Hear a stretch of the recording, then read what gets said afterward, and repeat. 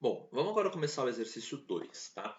No exercício 2 ele fala o seguinte: 2 litros de ar, gama igual a 1,4, o ar é um gás diatômico, então CV é 5 meios de R e CP é 7 meios de R, tá? Mas a gente vai falar disso mais para frente. Nas condições normais de temperatura e pressão, isso significa que a temperatura é 0 graus Celsius, ou seja, 273 Kelvin, e a pressão é de 1 atm, ou seja, 10 a quinta Pascal, sofrem uma expansão isobárica até um volume 50% maior, seguida de um resfriamento a volume constante até baixar a pressão a 0,75 atm. Ele quer saber de quanto varia a entropia desse sistema. Bom, o primeiro passo é representar esse processo no diagrama pressão por volume. Então, bom, o primeiro processo ele parte de um volume inicial V1 até um volume final V2, que é 50% maior. Então, aqui eu estou fazendo uma expansão a pressão constante, não uma expansão isobárica. Depois, o que vai acontecer? Vai ter um resfriamento a volume constante e a pressão vai cair para 0,75 atm. Então, a pressão que inicialmente era P2, que é 1 atm, cai para P1, que é 0,75 atm. Tudo bem?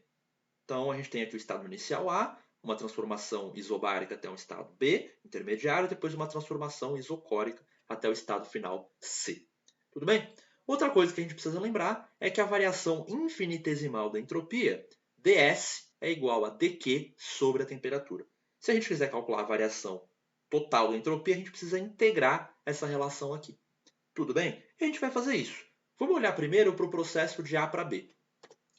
Bom, a variação de entropia de A para B vai ser a integral entre o estado A e o estado B de dq sobre T. Bom, só que esse processo de A para B é um processo a pressão constante. Então eu posso escrever o dq como nCp dt. Como o Cp é constante, ele sai da integral e fica nCp fora da integral de dt sobre T. Tudo bem? Eu posso fazer isso porque lembrando que o calor é sempre nCp de delta T se a temperatura se a pressão for constante e nCv delta T se o volume for constante. Nesse caso, como é a pressão constante, eu tenho que pôr o Cp aqui para fora. Bom, aí a gente tem que fazer essa integral. Essa integral é fácil. Integral de 1 sobre t dt é ln, então fica ln de tb sobre ta. Tudo bem? Bom, só que eu não tenho essas informações de tb e ta. Mas olha o seguinte, de A para B é uma transformação isobárica. Isso significa que a pressão é constante. Então, o volume e a temperatura são diretamente proporcionais nessa transformação. Tá? Então, eu posso escrever a razão Tb sobre Ta como sendo o volume do B sobre o volume do A, que é V2 sobre V1. Tudo bem? Para você verificar isso, lembra lá que PV sobre T é uma constante, como a pressão é constante, fica V sobre T igual a uma constante, então eles são diretamente proporcionais e a gente consegue fazer essa relaçãozinha aqui. Tudo bem? Isso aqui vem lá daquela aula de gás ideal lá de trás. Tudo bem? Bom, então já achamos a variação de entropia de A para B. Agora a gente faz a mesma coisa de B para C.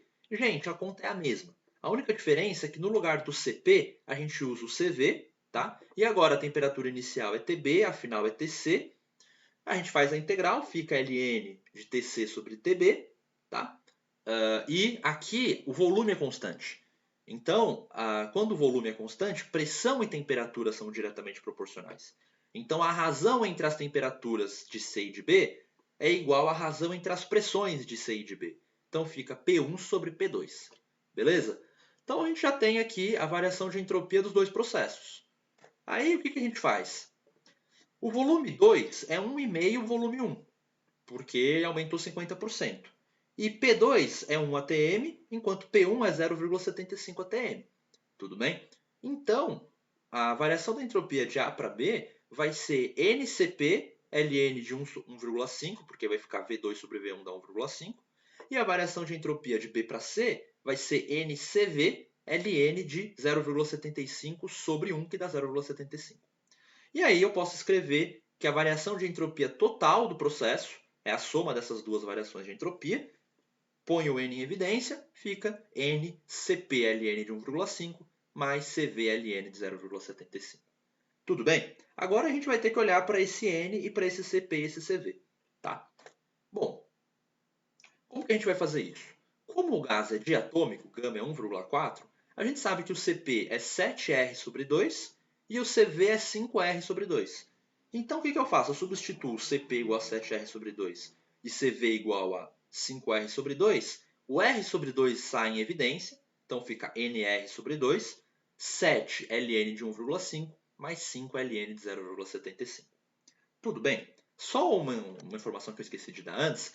O ln de 1,5 é um número positivo, enquanto que o ln de 0,75 é um número negativo. Isso significa que de A para B a entropia aumenta e de B para C a entropia diminui. Tudo bem? Bom, o que falta agora é a gente descobrir quem é o N. Né? Como que a gente faz isso? A gente vai usar a informação que na situação inicial a gente estava nas chamadas condições normais de temperatura e pressão, a famosa CNTP, e que a gente tem 2 litros de gás. Então o que a gente faz? A gente escreve o seguinte: olhando para o ponto A, que é a situação inicial, apenas na situação inicial a gente estava na CNTP, a gente pode escrever que PAVA é igual a NRTA, relação dos gases ideais. Bom, eu poderia encontrar o N, porque a gente sabe quem é o R. Porém, para encontrar o N, eu vou ter que usar o R e depois eu vou ter que multiplicar pelo R de novo. Então vamos achar o NR direto. Tá? Isolando o NR, eu tenho PAVA sobre TA. Bom, PA é a pressão de um ATM, 1 vezes 10 a quinta Pascal. VA é o volume de 2 litros, eu converto ele para metro cúbico, por isso que eu ponho 10 a menos 3 aqui. E a temperatura é a temperatura das condições normais de temperatura e pressão, que é 0 Kelvin, é 0 graus Celsius. E o 0 graus Celsius é 273 Kelvin. Tudo bem? Bom, fazendo essa continha, a gente acha que o NR é 0,733. Bom, aí agora é só pegar esse valor e jogar aqui. Então, essa conta aqui com os LNs dá 1,399. E aí vai ficar 0,733 dividido por 2 vezes 1,399. Fazendo essa conta, a gente obtém que a variação da entropia é 0,51 Joule por Kelvin. Tudo bem? Então, a variação de entropia desse processo é 0,51 Joule por Kelvin. A gente vai ter uma variação positiva de A para B, uma negativa de B para C. Quando a gente soma as duas, a gente obtém uma variação total positiva. Então, nesse processo de A para C, a variação, a entropia do gás aumentou. Tudo bem? Não dá para a gente falar se é um processo reversível ou não, porque a gente não sabe o que aconteceu com a entropia do universo. A gente sabe o que aconteceu com a entropia do gás apenas. Tá? Então, não vou nem entrar nesse detalhe nessa questão, isso vai ser discutido em outras questões mais para frente. Tudo bem? Então, esse problema era só isso.